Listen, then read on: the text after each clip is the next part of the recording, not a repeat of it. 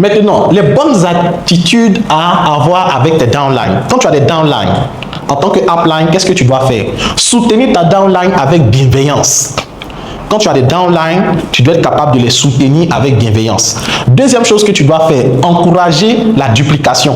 La duplication, c'est la clé. La duplication, c'est la clé pour réussir.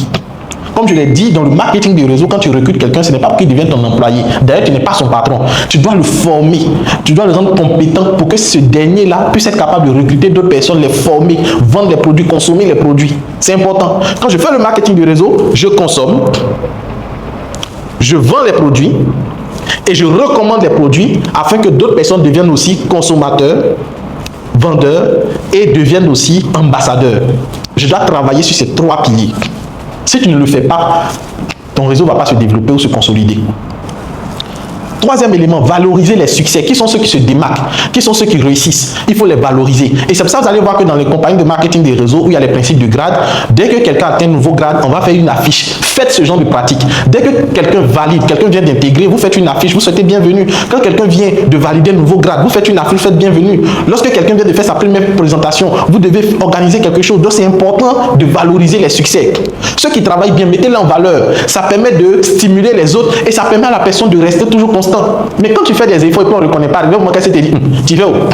Tu fais pas où? C'est la même chose. Donc, arrivé un moment, celui qui fournit les efforts, il va finir par ne plus le faire parce qu'il va dire que ce que je fais même, on ne me valorise pas. Donc, lorsque vous devez blâmer des personnes, lorsque vous devez féliciter, ne félicitez pas en groupe.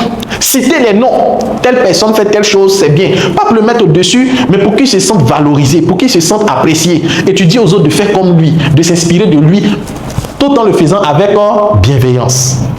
C'est important. Promouvoir la cohésion. Donc, lorsque tu as ta compagnie, tu as ton réseau qui se développe, il faut organiser des petits moments de rencontre, des petits moments de dégustation. Vous mangez, vous voyagez. En dehors des voyages de la compagnie, là, tu peux organiser des petits voyages, des petites rencontres, des petits moments de dégustation avec tes filleuls. C'est important de développer la cohésion. Sinon, arrive un moment dans ton réseau, ils vont se dévorer, ils vont se piétiner, ils vont se voler les filleuls. Et ça, ce n'est pas bon pour toi.